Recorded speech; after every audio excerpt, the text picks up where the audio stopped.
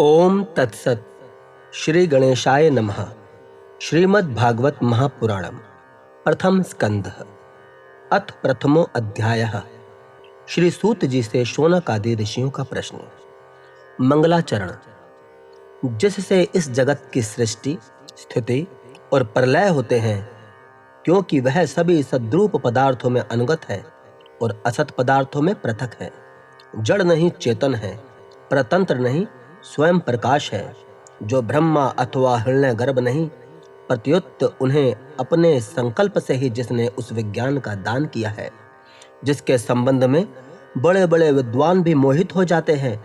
जैसे तेजोमय सूर्य रश्मियों में जल का, जल में स्थल का और स्थल में जल का ब्रह्म होता है, वैसे ही जिसमें यह त्रिगुणमयी सृष्टि मिथ्या होने पर भी अधिष्ठान सत्ता से सात्वत प्रतीत हो रही है, उस अपनी स्वयं प्रकाश ज्योति से सर्वदा और सर्वथा माया और माया कार्य से पूर्णतः मुक्त रहने वाले परम सत्य रूप परमात्मा का हम ध्यान करते हैं। महामुनि व्यास देव के द्वारा निर्मित इस श्रीमद् भागवत महापुराण में मोक्ष पर्यंत फल की कामना से रहित परम धर्म का निरूपण हुआ है।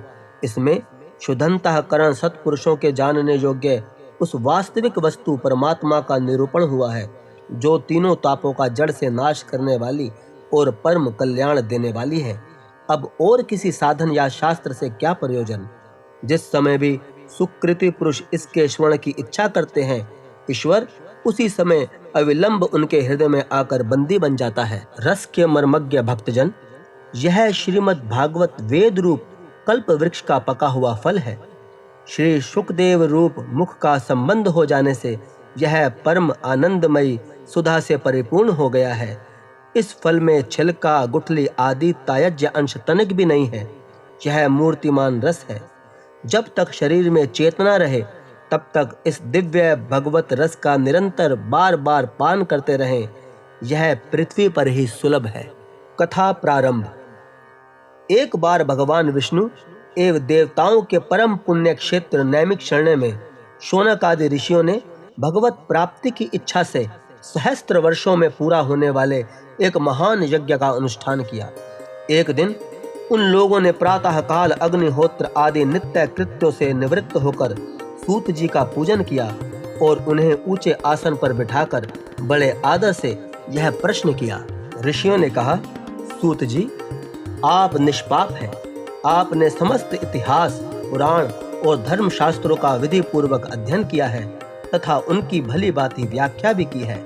वेद वेत्ताओं में श्रेष्ठ भगवान बादरायण ने एवं भगवान के सगुण निर्गुण रूप को जानने वाले दूसरे मुनियों ने जो कुछ जाना है, उन्हें जिन विषयों का ज्ञान है, वह सब आप वास्तविक रूप में जानते हैं। आपका हृदय बड़ा ही सरल और शुद्ध है। इससे आप उनकी कृपा और अनुग्रह के पात्र हुए हैं। गुरुजन अपने प्रेमी शिष्यों को गुप्त से गुप्त बात भी बता दिया करते हैं। आयुष्मान, आप कृपा करके यह बतलाइए कि उन सब शास्त्रों, पुराणों और गुरुजनों के उपदेशों में कलयुग के जीवों के परम कल्याण का सहज साधन आपने क्या निश्चय किया है। आप संत समाज के भूषण हैं। इस कलयुग में प्राय लोगों की आयु कम हो गई है। साधन करने में लोगों की रुचि और प्रवृत्ति भी नहीं रही। लोग आलसी हो गए हैं। उनका भाग्य तो मंद है ही, समझ भी थोड़ी है। इसके साथ ही वे नाना प्रकार के विघ्न बाधाओं से भी घिरे हुए रहते हैं। शास्त्र भी बहुत से हैं, परंतु उनमें एक निश्चित साधन नहीं। अनेक प्रकार के कर्मों का वर्णन है। साथ ही वे इतने बड़े हैं कि उनका एक अंश सुनना भी कठिन है। आप परोपकारी हैं। अपनी बुद्धि से उनका सार निकालकर प्राणियों के परम कल्याण के लिए हम श्रद्धालुओं को सुनाइए, जिससे हमारे अंतःकरण की शुद्धि प्राप्त हो। प्यारे सूत जी, आपका कल्याण हो। आप तो जानते ही हैं कि यदुवंशियों के रक्षक भक्त वत्सल भगवान श्री कृष्ण वासुदेव की धर्मपत्नी देवकी के गर्भ से क्या करने की इच्छा से अवतीर्ण हुए थे। हम उसे सुनना चाहते हैं। आप कृपा करके हमारे लिए उसका वर्णन कीजिए, क्योंकि भगवान का अवतार जीवों के परम कल्याण और उनकी भगवत प्रेममयी समृद्धि के लिए ही होता है। यह जीव जन्म मृत्यु के घोर चक्कर में पड़ा हुआ है। इस स्थिति में भी यदि वह कभी भगवान के मंगलमय नाम का उच्चारण कर ले, तो उसी क्षण उससे मुक्त हो जाए, क्योंकि स्वयं भय भी भगवान से डरता है। सूत जी, परम विरक्त और परम शांत मुनिजन भगवान के श्री चरणों की शरण में ही रहते हैं। अतएव उनके स्पर्श मात्र से संसार के जीव तुरंत पवित्र हो जाते हैं। इधर गंगा जी के जल का बहुत दिनों तक सेवन किया जाए तब कहीं पवित्रता प्राप्त होती है। ऐसे पुण्य आत्मा भक्त जिनकी लीलाओं का गान करते रहते हैं, उन भगवान का कलिमलहारी पवित्र यश भला आत्मशुद्धि की इच्छा वाला ऐसा कौन मनुष्य होगा जो श्रवण ना करे। वे लीला से अवतार धारण करते हैं। नारद आदि महात्माओं ने उनके उदार कर्मों का गान किया है। हम श्रद्धालुओं के प्रति आप उनका वर्णन कीजिए। बुद्धिमान सूत जी, सर्व समर्थ प्रभु अपनी योग माया से स्वच्छंद लीला करते हैं। आप उन श्री हरि की मंगलमय अवतार कथाओं का अवर्णन कीजिए।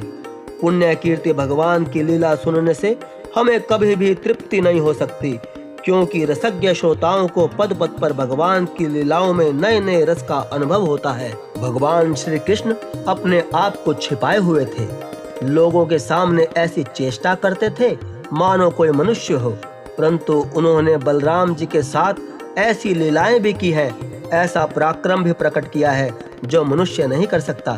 कलयुग को आया जानकर इस वैष्णव क्षेत्र में हम दीर्घकालीन सत्र का संकल्प करके बैठे हैं। श्री हरि की कथा सुनने के लिए हमें अवकाश प्राप्त है। यह कलयुग अंतकरण की पवित्रता और शक्ति का नाश करने वाला है। इससे पार पाना कठिन है।